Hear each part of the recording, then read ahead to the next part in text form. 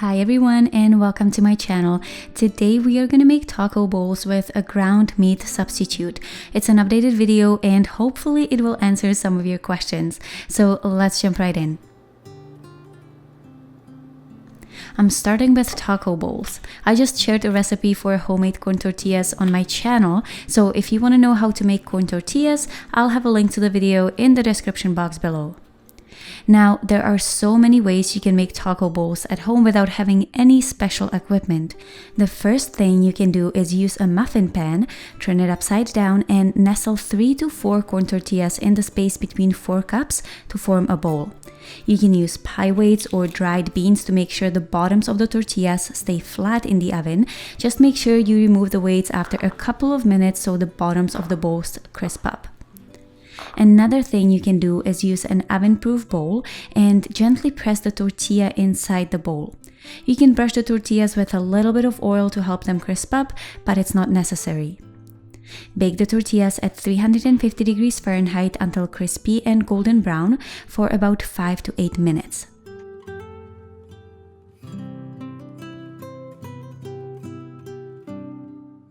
Next up is the cauli-walnut crumble. I don't like to call it mock meat or vegan ground meat because obviously it's not meat, but it sure is a great substitute. I have a cauliflower to start with. Keep the cauliflower florets quite large so they retain a lot of texture. We'll be processing the cauliflower with walnuts to counteract the soft and juicy texture of cauliflower, and as you probably know, walnuts take longer to process than cauliflower. I love using walnuts in vegan meat substitutes because they provide the needed fat content and a perfect crumbly texture of ground meat.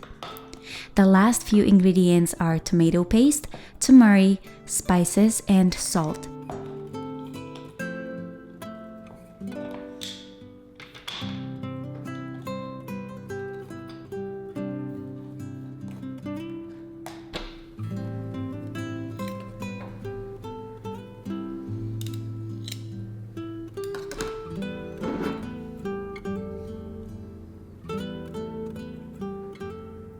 You can go with whatever spices you like, but here I'm using chili powder, cumin, garlic powder, onion powder, smoked paprika, and a little bit of cayenne pepper.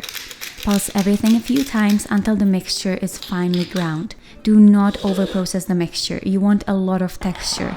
It's better to have larger pieces than a paste. Honestly, a few pulses are all you need.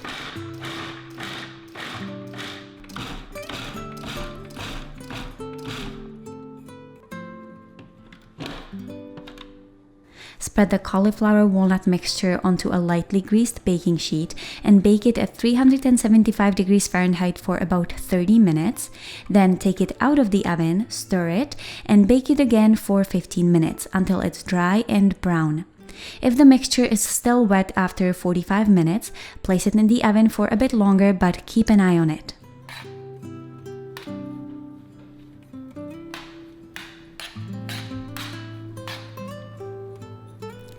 Now that we have everything ready, let's assemble the tacos. I use all kinds of fillings for tacos, so this is not a set-in-stone recipe.